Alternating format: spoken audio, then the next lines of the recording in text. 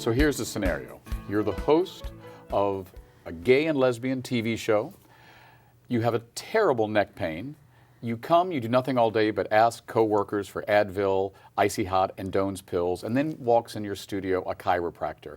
Saves your life. That's our next guest. True story, Dr. Julie Trestman. How are you? Good, how are you? We've joked about this, but literally all day since I began taping, I've been complaining about my back, and I saw that we had a chiropractor on the studio. I was like, hallelujah. I didn't know it was a lesbian chiropractor, but there you go. So what is it like working with your wife? Oh, well, we don't work together. We have separate practices, but we adjust each other. We have a chiropractic table in our bedroom, so we can fix each other up when we need to. Yeah, I was kind of joking, but I was totally serious. I've been in pain all day, and I'm able now to move my neck. Is this a sort of real-time change that you bring to clients? I mean, have you had people walk in your office and say, I've been having a pain for years, or something's bothering me, and after one adjustment they feel like their life has changed? Sometimes they feel better, sometimes it goes away. But depending on how long they've been carrying it and how old their body has been holding on to it, how long they've been holding on to it, can sometimes determine how long it takes. Right. But everyone's a little different, so it depends on how their body is holding stress, how much they've had in the past. It's interesting. I went to military school and in high school, and for years later I walked a certain way, and I finally went to a doctor and he said, you've been holding stress or whatnot. Had an adjustment, felt great. Then I didn't do it again for a number of years. My husband was in a terrible car wreck. He had a chiropractor deal with his stress. Then I went to him, I loved it. Then I fell away until today you just did an adjustment. Do you find that's the case? People will go to a chiropractor for a number of years and then nothing for 5 years. Yes. Why does that happen? Because they feel good and then they think they can stop. But ultimately, if you come on just a regular basis, it's really good for maintenance care. It's not so much about pain, but it's about your whole system. So it's just good to keep all of your nerves open and flowing so your body can have as much life force as possible. And that can even bring up your energy and help other things inside of your body. Digestion, headaches, asthma, your pain that's possible in your arms or your legs or your back. It just kind of keeps everything at bay. Talk to me about how the science and the practice of chiropractic came about, because I know some people who swear by it, and obviously since you've relieved me of pain at the moment, I'm a big fan of it. But there's always seemed to be some people who swear by it and others who say, no one's going to crack my back or crack my neck.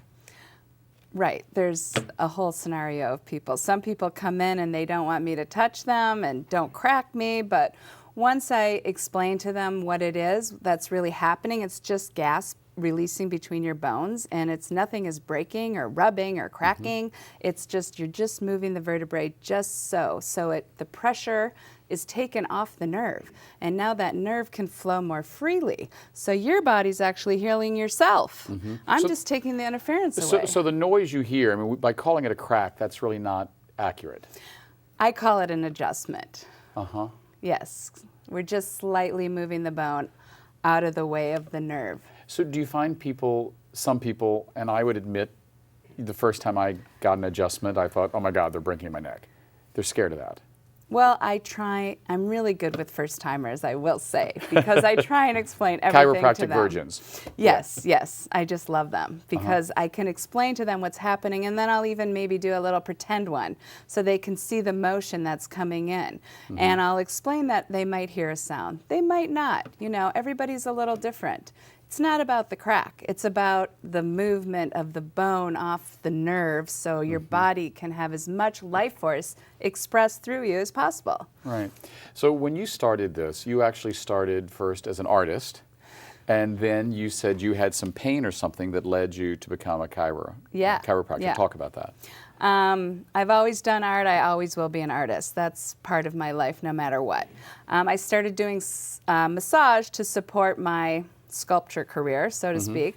And then I ended up herniating a couple discs because I picked somebody up. Unfortunately, that was a bodybuilder, but they looked much smaller.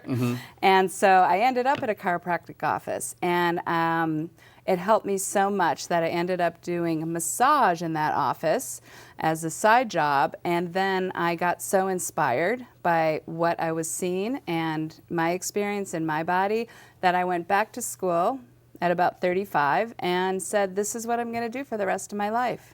And I love it. Are most people's reactions as dramatic as mine was? I mean, where literally I haven't been able to move my neck all day like this. And I love that. That's beautiful. But is that most typical? It's not. It's a small percentage of people. Usually people feel better, but it's not always like, oh my God, I'm cured, you know? Right, it's not a Lazarus moment. Yeah, but sometimes it is. Everybody's a little different. It's hard to say, you know, until I touch people and move them and see what your reaction's going to be. Right. So talk to me a little bit about the physiology of a person's body. When they walk into your office, can you look at them and say, that's wrong, that's wrong, that's wrong, or do you actually have to touch them and feel the muscles or the bones? Everything gives me a little bit of information. By looking at them, sometimes I can see how their energy is, if they're on and bright and flowing, or they're heavy and deep and, you know, really into their pain.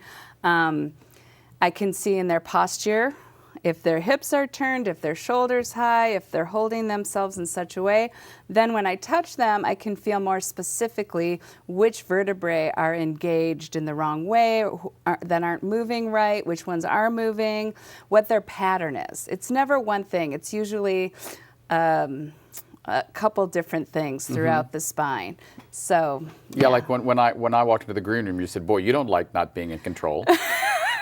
You actually said it twice, and no one contradicted you. It was a little disturbing. Yeah. I mean, what did you mean? All kidding aside, what did you mean by that? Because I was tense, or what? Some people let it go really easily. Like I put my hand on them and they just let the adjustment go through them. And it also depends on the amount of pain you're in. So I was half joking with you because you were holding your neck because you were afraid, you know, that was going to hurt more, probably. That's what the mind says. But once I kind of allowed you to ease into my touch, you were able to surrender a little bit more and let the adjustment just move through you. And when you can do that, it's so much more deeply assimilated into your system, I believe. Yeah. So what equipment does one need to become a chiropractor? Just the hands? Well, for me, I love using my hands. So you don't need a hard table or a bench or... Oh, yeah. No, I have a table. I have a couple tables in my office. You know, people come in, I have a little bit of a flow. It's an open office, a community-oriented space. So one person will rest while I work on the next person. And then as they're done, I go to the person that's been resting. And that's just how I like to... That's interesting. Do you find that makes people feel more comfortable? They look at someone and say, well, their neck's not snapping off. I mean... Yes, because everybody's there for some reason that is something's going on in their body. So then they don't feel so alone. Right. Yeah. What is the correlation between physical pain and holding in emotional stuff? I mean, have you ever had people have a real emotional release after an yes, adjustment? Absolutely. Sometimes people cry, sometimes people laugh hysterically. Sometimes people get mad at me and they call me God, oh my God. And I say, it's okay, you can call me Julie, it's good. And because it hurts? I mean, no, it's just a release, because this is what happens. Your body will assimilate the stressors of the world emotionally, physically, and chemically. And when I open up your spine, your system, it releases that stress, that tension that's been built up. And if you've been holding that for a long time, it elicits an emotional or a physical or something. It's like, a lot of times people will just take a deep breath of relief. Like that's gone finally. I can, you know, live a little bit more freely now. What is the relation between massage and chiropractics? I remember when I was in college, there was someone who came and they were doing a class on rolfing, which sounds awful. And I watched the person getting it done to, and I was like, boy, that looks painful, so I didn't sign up. Yes. Massage deals with the muscles. Chiropractic deals with the structure.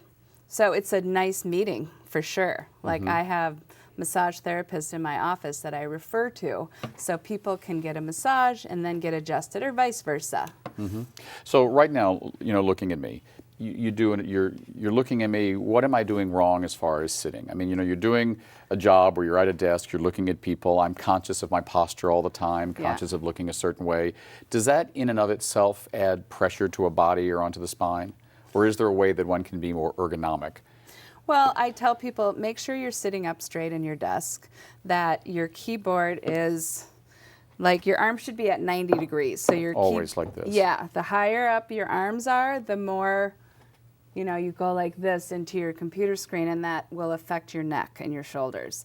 So you want to be looking in the top half of your screen. You want your keyboard at 90 degrees or lower, and that's just a good start. Sometimes people can benefit from lifting their seat up a little bit in the back.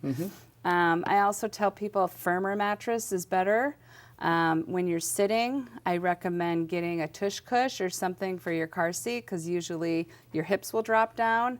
So the more upright you sit, the more your spine is in alignment and stacked and the curves are in the right position. All right. We've just got a few moments left. Talk to me about what you see as just the worst posture mistakes you see people making every day on their job, or just like walking down the street, things that people do every day that is bad for them. And I'm asking something specifically. I see people now who do nothing but walk down the street and looking text, at their and text. Yeah. And I just think they're going to walk into traffic. But is that ergonomically smart? I call it text neck.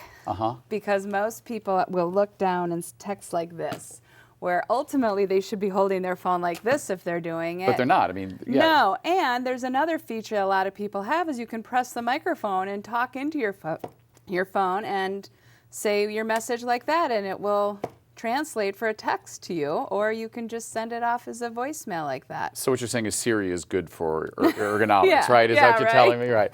So in closing, any advice for people who, like me, who thought I told you I slept badly, but you said that probably wasn't what had happened. But a lot of people come to you and say, I did something in my sleep. Yes, it's usually something they did beforehand. My advice would be, go to a chiropractor and get checked and see, so you don't hold something in your body for many years and then come screaming to me, oh my God, this is killing me.